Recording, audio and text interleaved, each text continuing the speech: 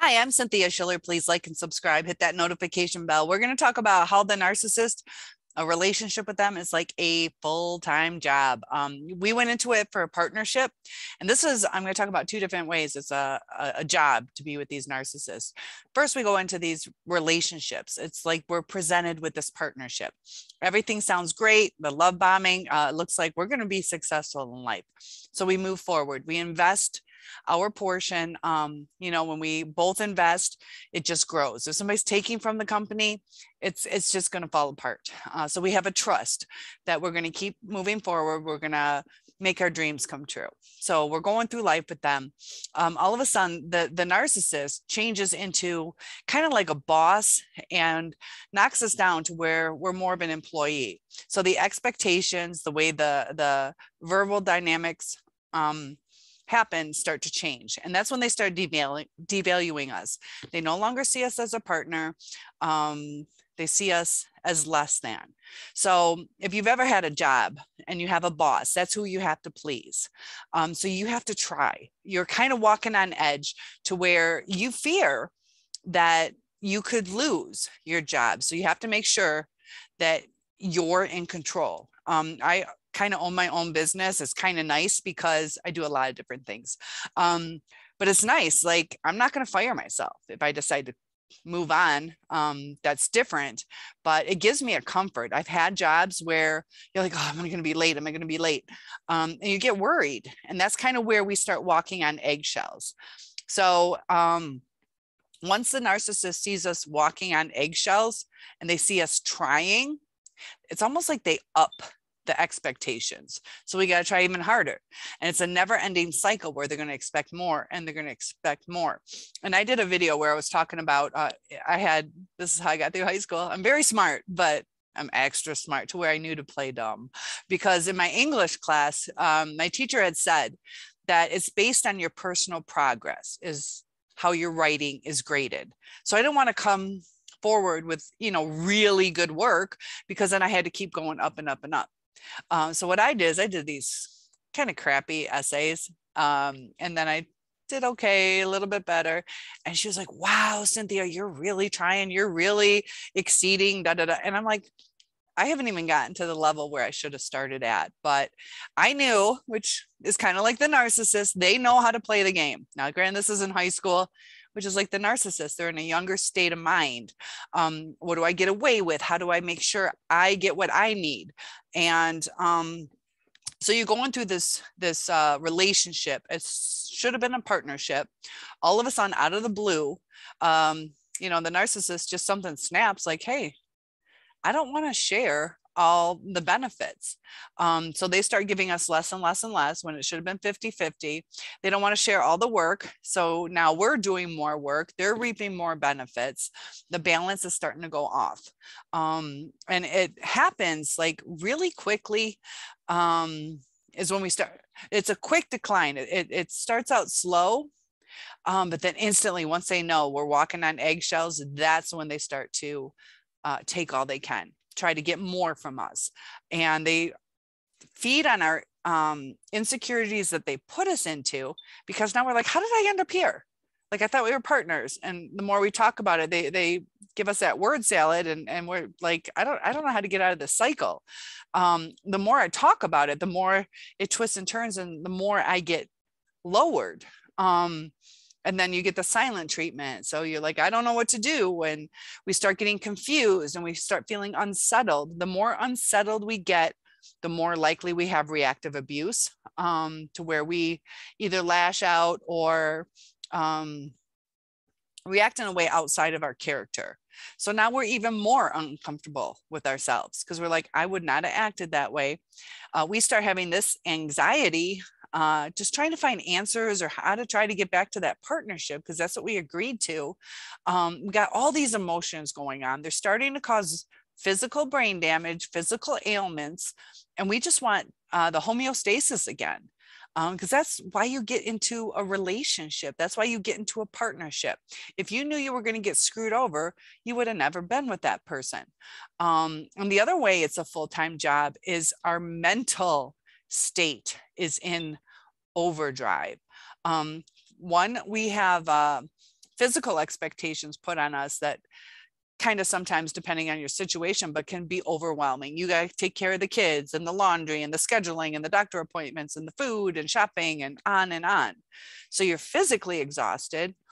You're underappreciated, and you're trying to figure out ways to be appreciated.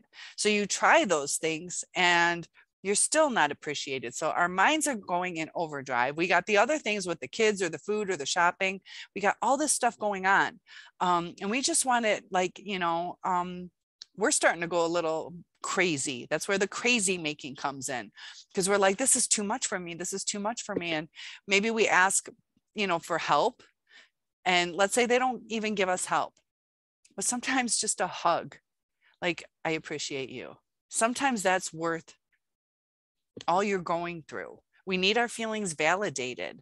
If we're hurt, you kind of need validation, to where you said something hurtful to me, and I just want you to understand that it hurts. Let's not do that anymore. And then when they're like, you're like, great, it's probably going to happen again. And that hurts me. Now do I stay in this relationship? And they start taking advantage of it because we kind of, in a sense, allowed it. We can't take a stand. Just like it's really hard. Sometimes you can, but hard, cold stands against a boss will get you fired. And little ones, they'll be like, all right, I understand what you're saying. And the narcissist will do that too. But in main things, if you're like, I take a stand, you cannot cheat on me. They'll like, see you later, or they'll be like, okay, and do whatever they want. Not all narcissists cheat. They'll cheat in other ways, whether it's emotional cheating or dedicating themselves too much to their jobs or their friends, and give you less and less. And then this happens because, just like in a business relationship, you're kind of locked in. You got your investments, your hopes and dreams, and kind of like a need so you can survive, because we need money to survive. We need a purpose in life. We feel we gave a commitment to this, just like in our relationship, we gave a commitment to it. Some of you with your religious views are, I gave a commitment not only to this person, but to my God.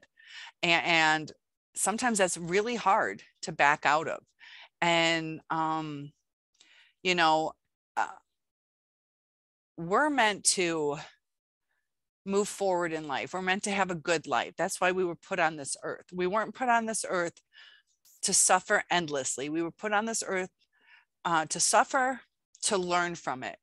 And the narcissist, when they have the suffering, because we're kind of giving them some stuff back in the reactive abuse, but they don't take it as deep. So they suffer a little bit, but they can walk away from it. They don't see the beauty or the value. It's like there's a beautiful gem of a relationship, and kind of like, I don't know, what is it? Coal turns into diamonds or something, but you got to, I don't know, compress it, or let's say it turned into this gem, and you just got to take away the rock that's covering the gem. And you're like, there's a gem underneath, but we're burying it with sand instead of, clearing away to see this beauty. And it becomes overwhelming because it becomes this cycle that we can't get out of. The only way we can get out of it is to keep our mouths shut. So imagine if you're having problems with your boss, and you have to keep your mouth shut. It's going to be ineffective, and at this point, we're so afraid because we're no longer partners when they start to devalue us. We're disposable at this time.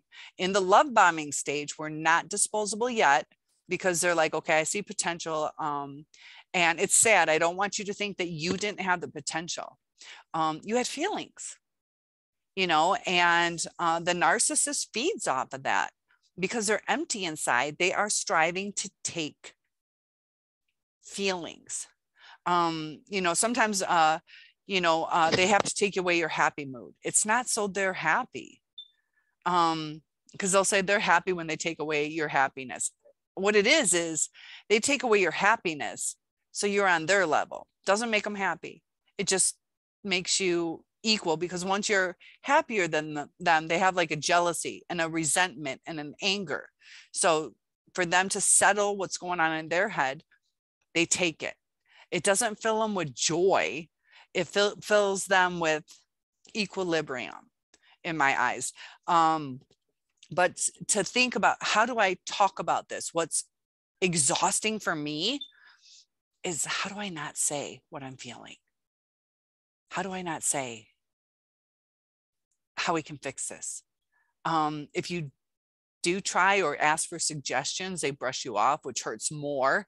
So it's almost like when you talk to them, you are setting yourself up for failure. And I've learned this over close to 3 decades, 2 different relationships, to where if you go with the flow, you know, sometimes you get what you need or don't, but it's intermittent, you know, so you never know what's going to happen. Sometimes they'll celebrate your birthday, sometimes they won't. Sometimes you get Valentine's flowers, sometimes, oh, I didn't even remember. And it's kind of like, am I forgotten about? And it's not even to where you have to get gifts or taken out to dinner. Just take my hand and go for a walk with me, you know, but don't forget about me. And, you know, we become invisible. And when we become invisible, we feel that we're gone, that we're lost. And we've been so depleted that we start to lose ourselves. And because of that, that increases the crazy making. You know, we feel our pain, and we know we're alive, because part of it is because we feel things, that we know we're a living, functioning body. And the soul, we feel our soul, we feel our heart aching, and we feel invisible at the same time. It's like living in the twilight zone. It's a terrible feeling. And these narcissistic relationships just continue. An object in motion stays in motion. Very rarely will these ever autocorrect, or will the narcissist just have some self-revelation. It gets confusing because they'll have the love bombing, to where you're like, oh, they do love me, I was misunderstanding, or I was just impatient. And with an empathetic heart, we make up excuses for them. You know, oh, they pushed me out of the way and I ran into a door because they had a bad day at work. You know, just get out of the way. We make excuses. There's still no reason to handle it that way. But the narcissist, their adrenaline goes into overdrive, and they are quick to just switch. It's very unpredictable. And as we're going through these relationships, we have to be so consciously aware of, is it safe to say something? Can I say something? We start feeling guilt, like we finally had a safe time to talk to them. But now we just they'll tell us that we just ruined that nice moment. And we've been living for this nice moment. And it's so off balance that it makes your head spin. And that's where, you know, the brain fog comes in. You don't know which end is up. You can't see things clearly because of cognitive dissonance, where you got 2 conflicting things. You know, he was a jerk that pushed me into a wall, or she, or they got a lot going on. So we try to make excuses for them, because we're like, okay, they wouldn't have done that to me if, as opposed to, that was mean to me. Because then we have to look at it like in a different light. We have to look at it like how they felt about us, or how much they cared about us. It's easy to deflect it onto, they had a bad day, as opposed to, they don't care about me. So think about it. Isn't it easier to say they had a bad day, that's why that happened, as opposed to, they don't care about me? Because we're fighting for them to care for us. We want to get back up to that partnership, but that partnership was with a con artist. So when they entered into it, it was exciting. Some of them have super evil intent, where they're like, yeah, I'm going to use this person's money to invest, or this person's energy to invest into a relationship. Some of them can have low empathy with some thought, where they just get caught up in the moment. Like, this is going to be fun. This is going to be exciting. It's going to make our dreams come true. But once they start seeing the hassles of the relationship or a business, it's, it's like bringing that to a child. They don't know how to handle it. And they just need to be in their comfort level. And to do that, they only care about what's going on inside them. They only care about their realm. And since we're the closest, it's easy to take from your partner. You're right there. They got access to the bank account, or in a relationship, they got access to your supply. It's harder to go get it from somewhere else.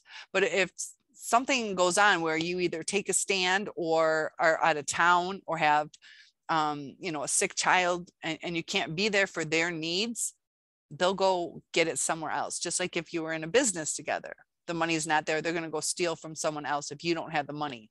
And then they're going to discard you. Narcissists have a real hard time with commitment. And it gets confusing because we're like, no, they don't. I've dated guys for 2 years and they've never asked me this to be with them. They were building a relationship. Maybe it wasn't meant to work out, but there's some honesty in that. Maybe it would have happened, maybe not. But the narcissist latches on. They don't think it through. They don't really know what they're getting into. They see the end game, but they don't see the in between. Once they see that in between, that's where the hassles are, the struggles, and that's when they bail.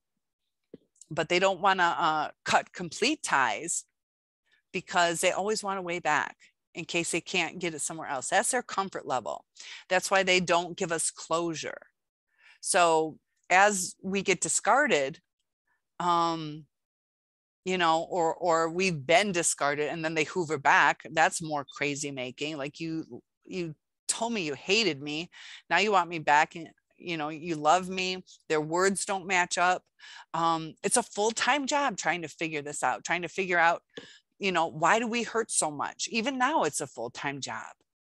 So I'll tell you what, you guys are on, it's spring break right now, so take a little break from all this stuff, and don't focus so much on the past, because we are living in today and we're moving forward.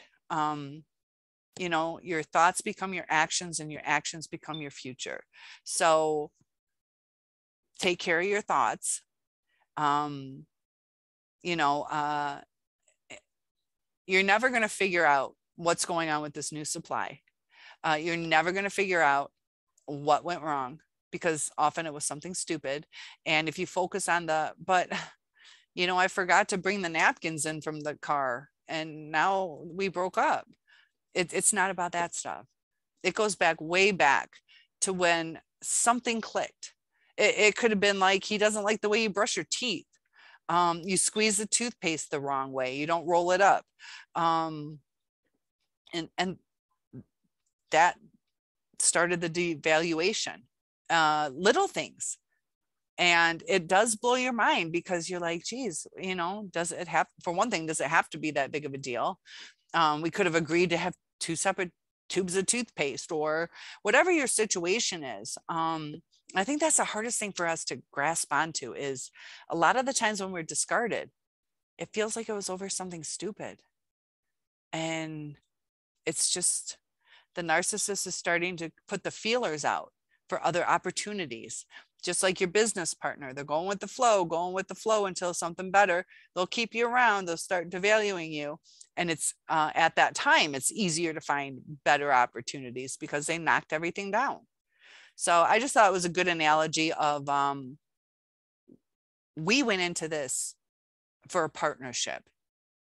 And now we have to, kiss our boss's butt, kiss our narcissist's butt to stay in what we created together.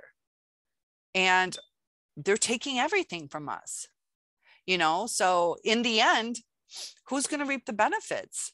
Because employees usually make way less than the boss, and the boss is investing in the building or this or that. The narcissist is building themselves up.